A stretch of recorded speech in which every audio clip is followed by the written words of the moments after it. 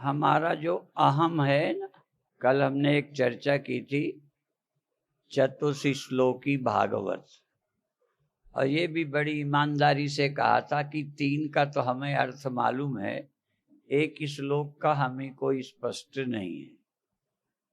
कुछ ना कुछ जनता के बीच में तो हम कह देंगे। तो पहला श्लोक है अहमेवासमेवाग्रे, मैं पहले था। अब अनुभव में क्या आता है, जो अपने को देह जानते हैं उनका तो कुछ कहने नहीं है, उनका तो अंत सभी लोग समझते हैं। अब रह गया जीव,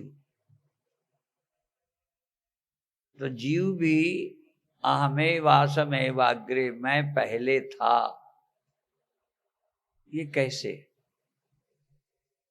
ये जो मैं है ना, ये ऐसे ही समझो जैसे रोशनी कहे कि मैं पहले थी, सब रोशनी होने के पहले थी।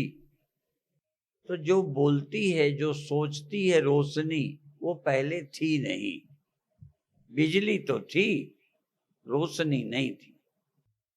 और सोचना काम बिजली का नहीं है, चेतन का काम सोचना नहीं है, ब्रह्म का काम सोचना नहीं है। सोचना है जहां मैं है, जहां मैं है वहां प्रादुर्भाव तिरोभाव है। इसी को रामायण के उन वचनों से भी जोड़ सकते हैं। पावक युग सम ब्रह्म विवेकु, ब्रह्म का विवेक, ब्रह्म का जो ज्ञान है, समझ है, वो 2 अग्नियों की तरह है।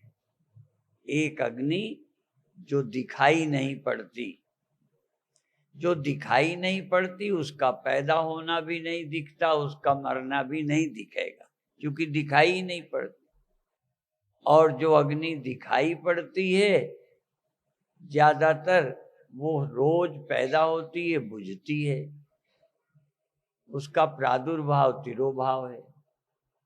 तो जो चेतन प्रकट होता है, तिरोहित होता है, जगता है, सोता है।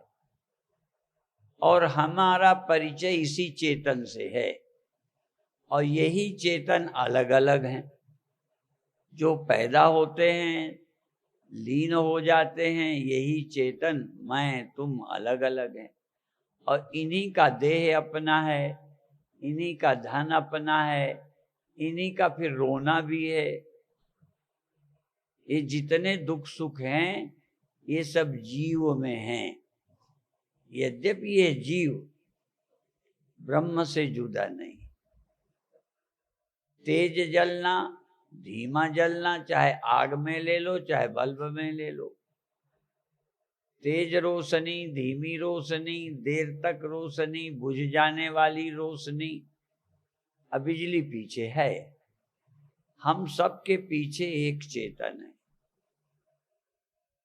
अब हम जब तक ये न समझें कि ये प्रकट होना, जग जाना, सो जाना, ये वास्तविक चेतन का स्वभाव नहीं है, ये तो बल्ब का है, अंतःकरण का है ये स्वभाव। अंतःकरण के कारण जगना है, सोना है। यद्यपि अंतःकरण के कारण पशु भी जगते सोते हैं, वो भी व्यवहार करते हैं, पर उनमें ये विचार करने की क्षमता नहीं है, वो प्रकृति से उन्हें प्राप्त नहीं है। इसीलिए पशु की तुलना में मनुष्य जन्म श्रेष्ठ है। और 3 अवस्थाएं होना बिना समझ के हैं, जागृत, स्वप्न, सुषुप्ति। पर न जागृत, न स्वप्न, न सुषुप्ति, मुझ चेतन में तीनों मिथ्या हैं, तीनों प्रतीति हैं, तीनों भ्रांति हैं, यह तीनों माया मात्र है, गुणात्मक है, सत्वगुण, रजोगुण, तमोगुण। सत्वगुण से जागृत, रजोगुण से स्वप्न और तमोगुण से सुषुप्ति। ये गुण है। चेतन गुणातीत है। चेतन, अब हम जब ये सोचते हैं कि हम चेतन हैं, तो हम तो इसी मन बुद्धि से सोचते हैं। हम सोचते हैं कि हम में दुख का लेश नहीं। हम इसी बुद्धि से सोचते हैं कि हम में जगना सोना ही नहीं। जैसे जलती हुई आग सोचे कि मैं सर्वत्र हूं, सदा हूं, बुझना जलना मुझ में है नहीं। अब सोच कौन रही? जलने बुझने वाली। तो संशय होता है। ऐसे ही जब कहा जाता है जगना सोना मुझ में नहीं है, ये तो अंतःकरण में है, गुणों में है, मुझ में नहीं है। लेकिन जिस अंतःकरण से सोचते हो कि जगना सोना मुझ में नहीं है, उसका सोना है। अब ये कैसे समझे? यद्यपि मैं ब्रह्म हूं या मैं देह हूं, मैं देह हूं ये अभिमान भी अंतःकरण में ही है, और मैं ब्रह्म हूं, मैं साक्षी हूं, मैं गुणातीत हूं, मैं प्रादुर्भाव तिरोभाव से रहित हूं, ये निश्चय भी इसी मन बुद्धि में है। तो ये कैसे समझे? दिक्कत ये लोगों के अंदर प्रश्न उठता है कि हम कहते तो हैं या कथा में सुनाते तो हैं कि चेतन हमेशा एक समान रहता है, और हमें लगता है चेतन एक समान नहीं रहता। एक समान चेतन रहता तो जगत दिखता ही रहता। इसका मतलब ये जो मैं हूं एक समान नहीं रहता। इसी को समझने के लिए थोड़ी दिक्कत है, कठिनाई है। आज अभी भागवत के माध्यम से सुन रहे थे, तभी एक श्लोक सुनाया था। मैं उस श्लोक की बात कहता हूं, भागवत का भी अर्थ न करके श्लोक का, कि श्रवणात् पाठात् दर्शनात् पाप, तो पाप नाश होते हैं, मोक्ष का जिक्र नहीं। क्यों? यदि मोक्ष भी बिना ब्रह्म ज्ञान के हो जाएगा तो मुझे लगता है सारा उपनिषद और ये सब बेकार हो जाए, ज्ञान की जरूरत ही नहीं रहे। इसलिए श्लोक में सही है, अर्थ में सही नहीं है। इस श्लोक में तो पाप नाशनी कहा है। और कभी कभी जैसे घी का नाम आयुष्य है, आयु बढ़ाने वाला है, इसलिए घी का नाम भी आयुष्य है। इसलिए दर्शन करोगे, पाठ करोगे, पाप नाश होएगा, बोध भी हो जाएगा। एक जगह अमृतसर के एक सम्मेलन में, चूंकि वो संत तीर्थ यात्रा ट्रेन निकाल रहे थे, तीर्थ यात्रा ट्रेन, 4 धाम, तो सभा में बोल रहे थे तीर्थ यात्रा से मोक्ष हो जाता, क्योंकि वो वेदांत सम्मेलन।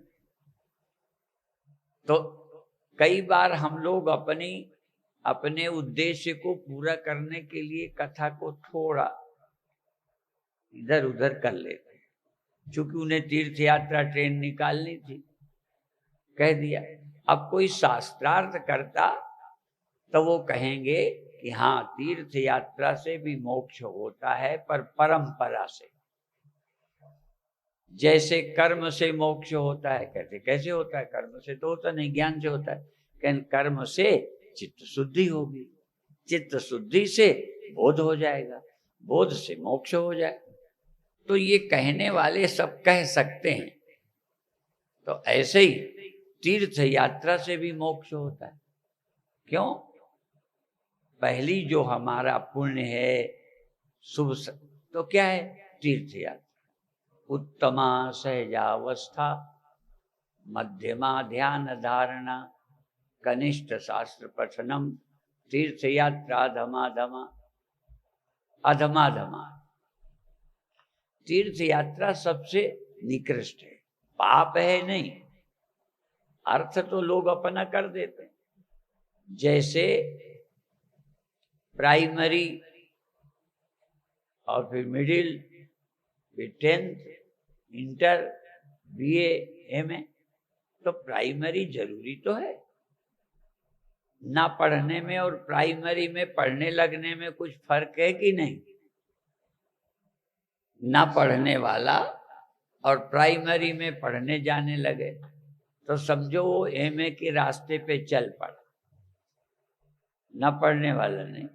तो तीर्थ यात्रा का मतलब हुआ कि वो कल्याण का प्रारंभ हो गया। इसी तरह प्रथम भक्ति संतन कर संगा, यहाँ प्रथम कह दिया है जैसे पहले नंबर की, तो दोनों अर्थ हैं। प्रथम भक्ति संतन कर संगा माने प्राइमरी, अधमाधम सबसे निकृष्ट है प्रथम भक्ति। पहले संतों से भक्ति हो गई, शुरुआत हो गई। ज्ञान की 7 भूमिकाएं हैं: शुभेच्छा, सुविचारणा, तन्मानसा, सत्वापत्ति, असंशक्ति, पदार्था भावनी, तुर्यगा। तो पहली को भी ज्ञान की भूमिका कहा है। 7 ज्ञान की भूमिकाएं हैं जिसमें कल्याण की इच्छा हो जाए, बस समझो एक भूमिका हो गई। सचमुच तरने की इच्छा है, समझो आपने शुरू कर दिया, पढ़ाई शुरू, फिर अगली क्लास प्राइमरी में पढ़ने लगे में हो जाओगे। तो अभिप्राय है कि संतों का दर्शन भी कल्याण का पहला चरण है। केवल दर्शन। अब दर्शन आप कहोगे तो दर्शन सब करते ही नहीं। देखो रास्ते में कुत्ते, भैंसें, गधे, घोड़े सब मिलते हैं, उन्हें भी संत का दर्शन होता है क्या?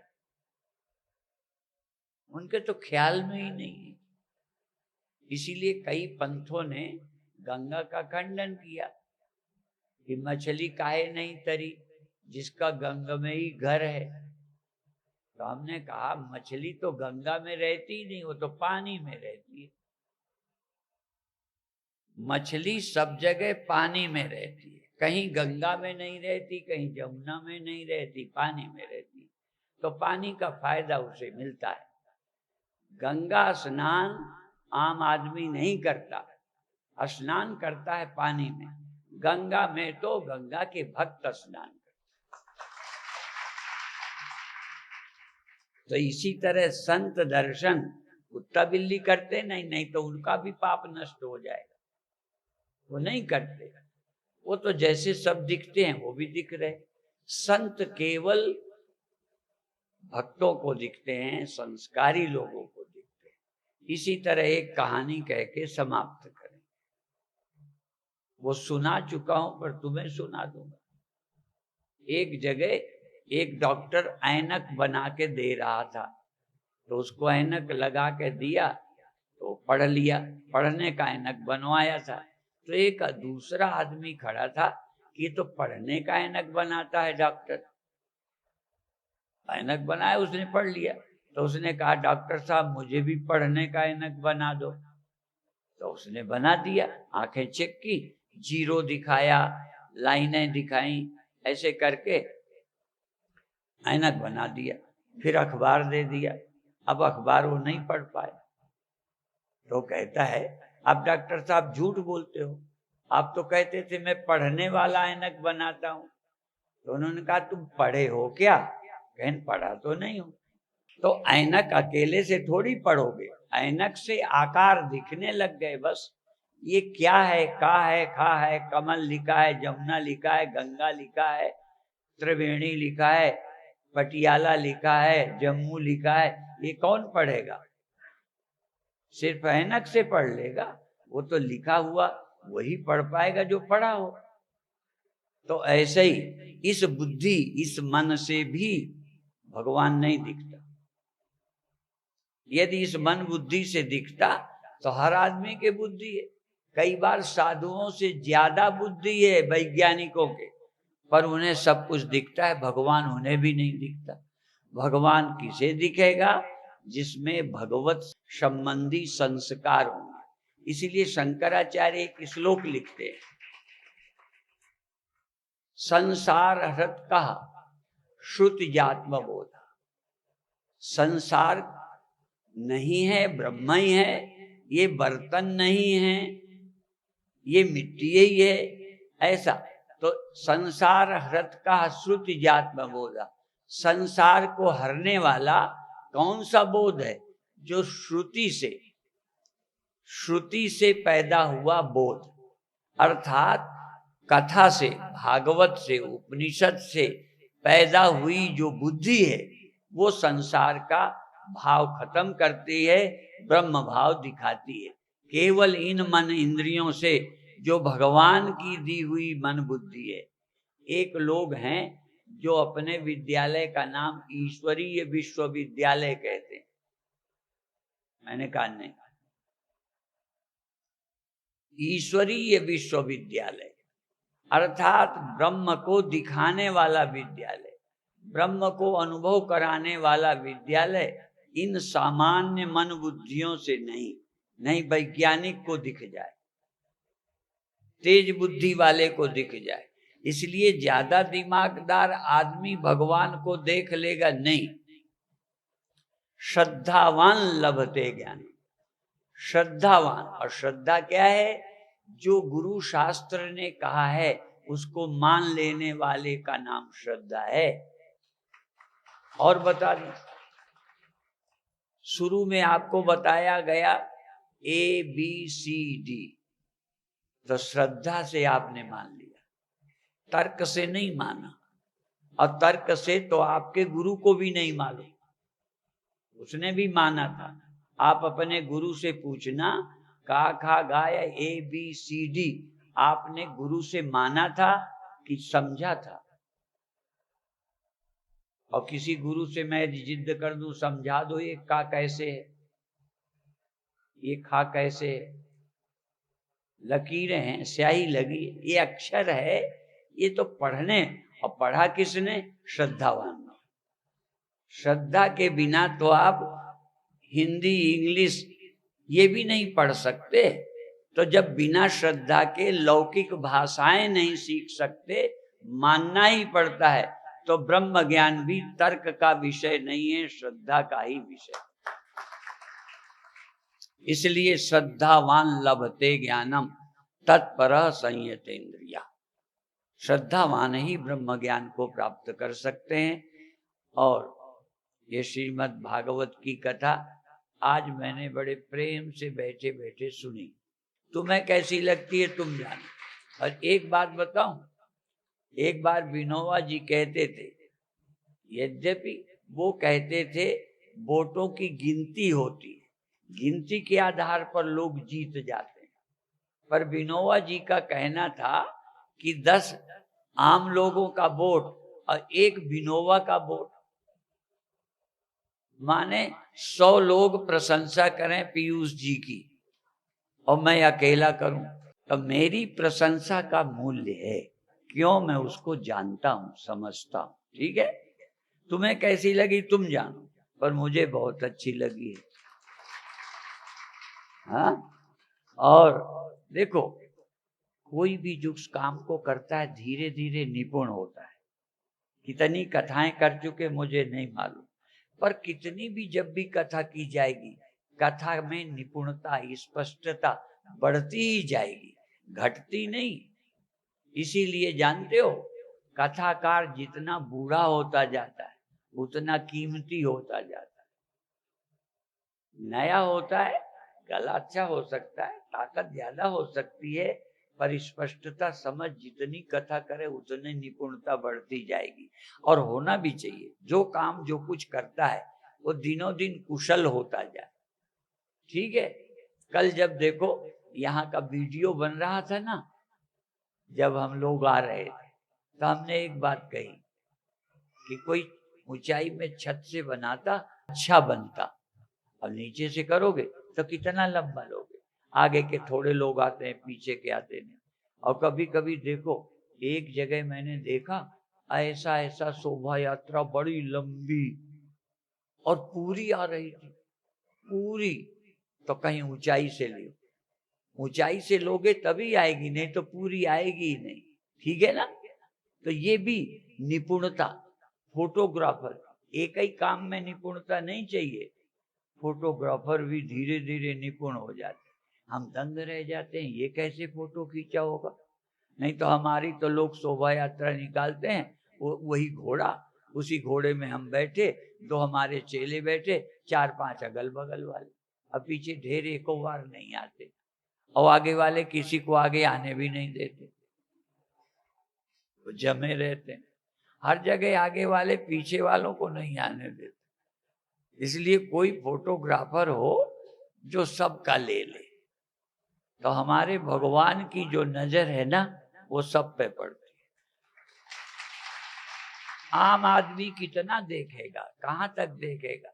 ज्यादा ज्यादा सामने चोरी करता देख लोगे, बहुत करोगे तो अपने मित्र के बताए से मान लोगे कि वो चोर है। किसने बताया?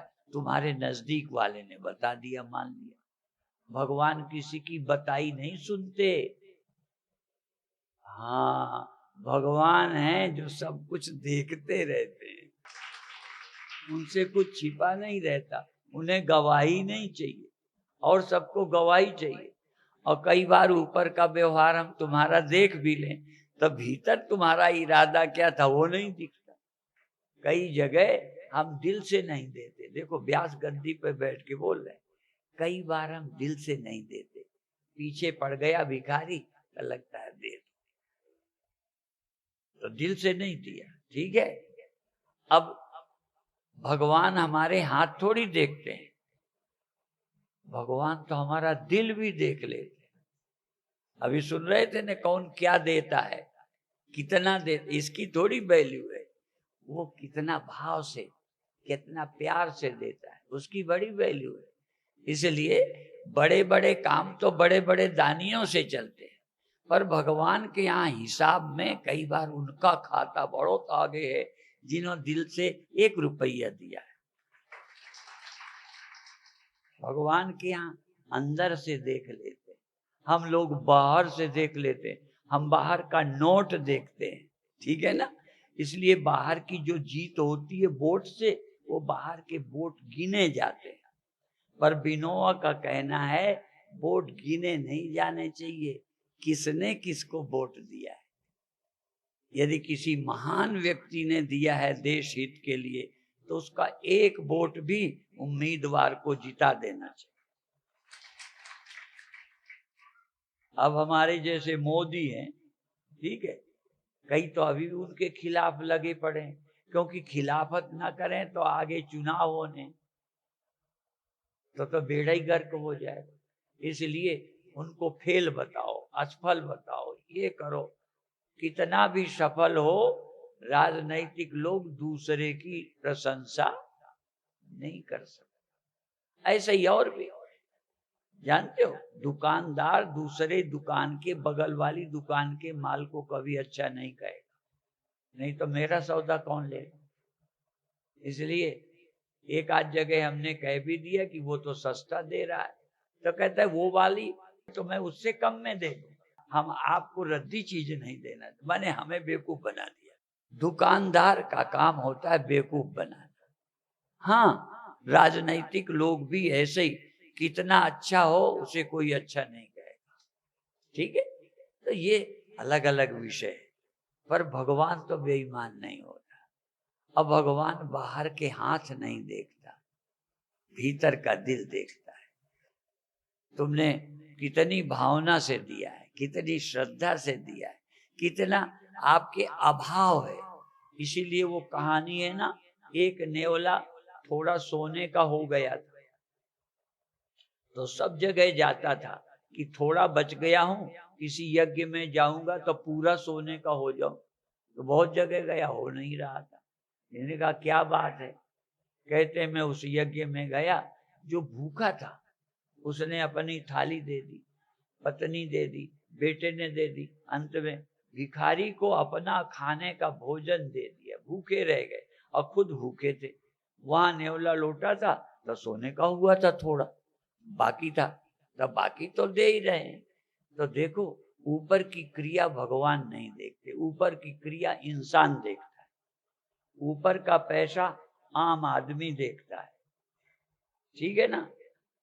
भगवान ऊपर का कुछ नहीं देखता, उसका नाम है अंतर्यामी, वो भीतर को देखता है। और जो भीतर को देखता है उसकी निगाह में तुम ठीक हो ना, तो तुम्हारे की मोक्ष को कोई नहीं रोक सकता, मुक्ति तुम्हारे पीछे फिरेगी। ओम शांति शांति शांति।